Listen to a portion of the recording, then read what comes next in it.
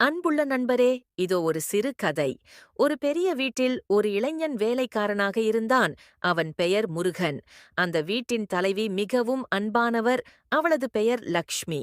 முருகன் அவளை பார்த்தபோதெல்லாம் அவனுக்குள் ஒருவித அன்பு பிறக்கும். அவளது புன்னகை, அவளது மெல்லிய பேச்சு அவனது மனதைக் கொள்ளை கொண்டன. ஒரு நாள் இரவு லக்ஷ்மி வருத்தத்துடன் அமர்ந்திருந்தார்.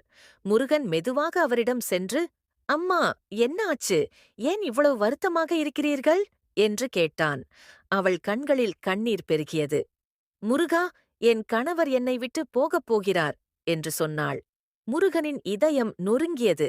அவனது அன்பு அவளது வலியை பார்த்து துடித்தது. அவன் அவளை ஆறுதல் படுத்த முயற்சித்தான். ஆனால் அவனது வார்த்தைகள் அவனது உணர்வுகளை வெளிப்படுத்த முடியவில்லை. அம்மா, நீங்கள் தனியாக இல்லை, நான் இருக்கிறேன் என்று சொன்னான். அவள் அவனை பார்த்து புன்னகைத்தாள். ஆனால் அந்த புன்னகையில் வலி இருந்தது. முருகன் அவளை இன்னும் அதிகமாக நேசித்தான். ஆனால் அவனது அன்பு ஒரு வேலைக்காரனின் அன்பு. அது வெளிப்படுத்த முடியாத, பேச முடியாத ஒரு ரகசியம். அவன் தனது அன்பை அவளுக்கு உணர்த்த முடியவில்லை. அவளது கண்ணீரை துடைக்க முடியவில்லை. தனது இதயத்தில் அவள் ஒரு ராணி. ஆனால் அவனது வாழ்க்கையில் அவன் ஒரு வேலைக்காரன். இந்த ரகசிய அன்பு அவனது இதயத்தில் ஒரு பெரிய பாரமாக இருந்தது.